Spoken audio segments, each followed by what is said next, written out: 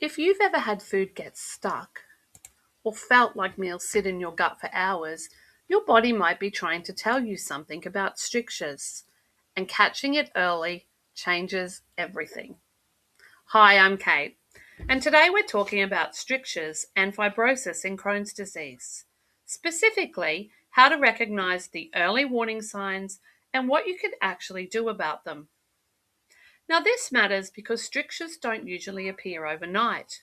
Your body gives you signals, and knowing what to watch for can mean the difference between managing it conservatively and facing emergency surgery. My husband had three Crohn's surgeries, and one of them was for a stricture that had become completely obstructed. Looking back, the warning signs were there for months. He'd feel full after just a few bites. Certain foods would cause cramping hours later, and he started unconsciously avoiding things that just didn't sit right. In my practice, I see this pattern all the time. People mention casually that they can't eat salads anymore, or that dinner from 6 p.m. is still sitting there at midnight, or they've just stopped eating certain foods without really thinking about why. They think it's just their Crohn's being difficult. But these aren't random symptoms. They're your digestive tract telling you that somewhere along the line, the passageway is getting narrower. And the earlier you catch that and work with your medical team, the more options you have. So here's what most people get wrong about strictures. They think it's either fine or it's surgical, that you're either okay or you're heading to the operating room. The reality is, there's actually a whole middle ground, a window where your body is giving you signals, where fibrosis might be developing, where your choices actually matter.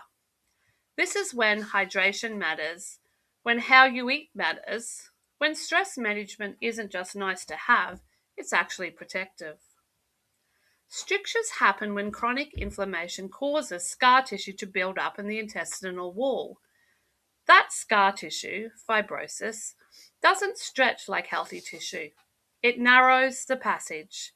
And while we can't reverse fibrosis once it's established, we can absolutely influence whether mild narrowing stays manageable or progresses to something more serious. This isn't about replacing medical care. If you have a stricture, you need gastroenterology monitoring, possibly imaging, maybe medication adjustments. But alongside the medical care, there are real practical things you can do that reduce your risk and keep you out of crisis mode. So let me walk you through the early warning signs and what to do about them. Okay, the classic one. Is food feeling stuck or sitting heavy for hours after eating? But there are subtler signs too. Feeling full after just a few bites when you used to eat normal portions. Cramping or pain that starts 30 minutes to a few hours after eating. Not immediately, but delayed. Bloating that seems out of proportion to what you ate. And here's a big one. Unconsciously avoiding certain foods because they just don't agree with you anymore. My son went through a phase where he just stopped ordering anything with raw veggies. He didn't make a big deal of it, he just quietly started choosing differently. When I asked him about it, he said, "They just sit there, Mum. It's not worth it." That was our signal to get him checked.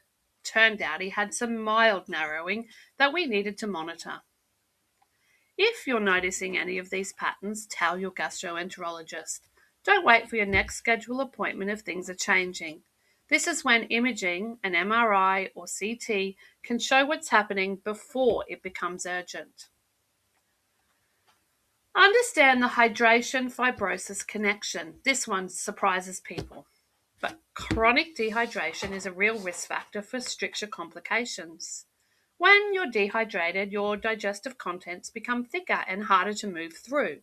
If you've got any narrowing at all, that thick pasty consistency is much more likely to cause a blockage than well-hydrated, softer contents. But here's the thing. Many people with Crohn's are chronically underhydrated and don't realize it. You might be avoiding fluids because they trigger bathroom trips, or you're just not thirsty, or you've gotten used to functioning on minimal water.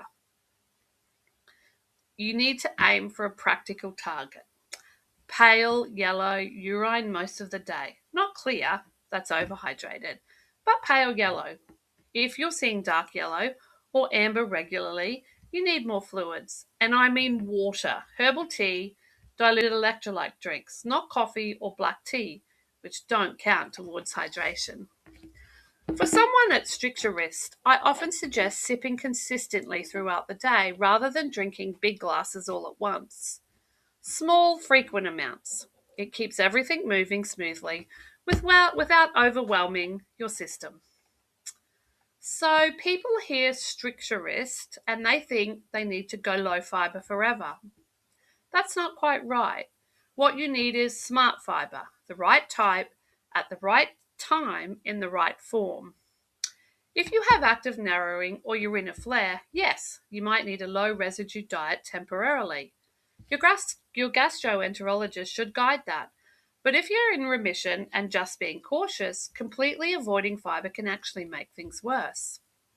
You need some fiber to keep things moving, to feed your gut bacteria, to maintain normal motility. The key is soluble fiber, the kind that dissolves in water and forms a gel.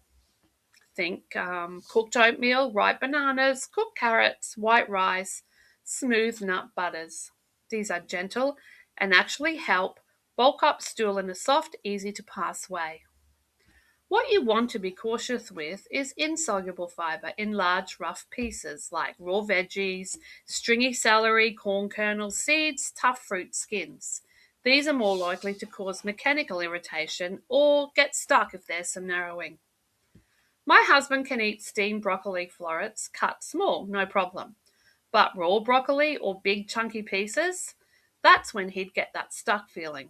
Same veggie, different preparation, completely different outcome. And timing matters too. Eat your more fibrous foods earlier in the day when your motility is naturally stronger. Say simpler, easy to digest foods for evening meals. Don't eat a big fiber heavy meal right before bed when your digestion slows down anyway.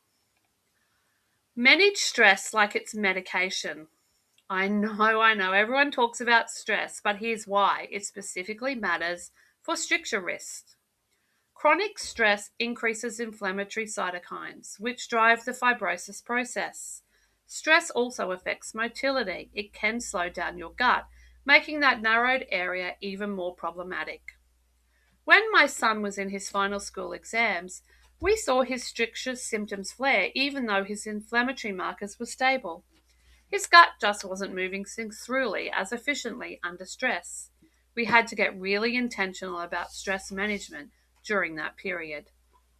Practical stress management for stricture risk means regular eating time so your gut develops a rhythm, not eating when you're highly stressed. Genuinely, if you're in fight or flight, your digestion shuts down anyway.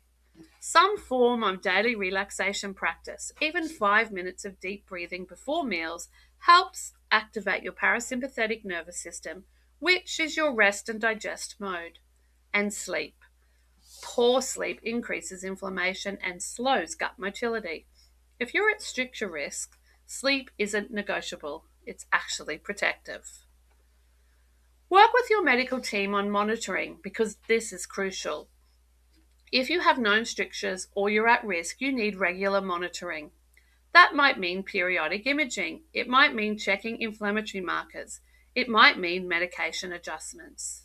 Some strictures are inflammatory, meaning they're swollen and inflamed, but not yet scarred. Those can sometimes respond to medication. Others are fibrotic, true scar tissue, and those won't respond to anti-inflammatory drugs. Your gastroenterologist needs to know which type you're dealing with because the management is different. And be honest about your symptoms. If you're having more pain, if foods are getting stuck more often, if you're vomiting or seeing changes in your bowel movements, that's information your doctor needs now, not at your appointment in 3 months. Here's what this looks like when you put it together. You're paying attention to your body's signals, you're staying well hydrated, you're eating smart, soluble fiber, smaller pieces, strategic timing. You're managing stress as a real health priority and you're working closely with your gastroenterologist to monitor what's happening. That doesn't mean you'll never need intervention. Sometimes you do, and that's okay. But it does mean you're catching changes early when you have more options. It means you're not living in fear of food getting stuck because you understand how to work with your gut. And it means you're actively reducing your risk of that mild narrowing becoming a surgical emergency. My husband has been flare free for 20 years, but he still follows these principles because he knows his gut has vulnerable areas. It's just part of how he lives, and it works. If this helped you understand strictures better, please share it with someone who needs it. If you want more personalized support, whether you're managing strictures, navigating Crohn's, or supporting someone who is, that's exactly what we do in my coaching and in the Crohn's Method community. I'll see you in the next video and have a beautiful day.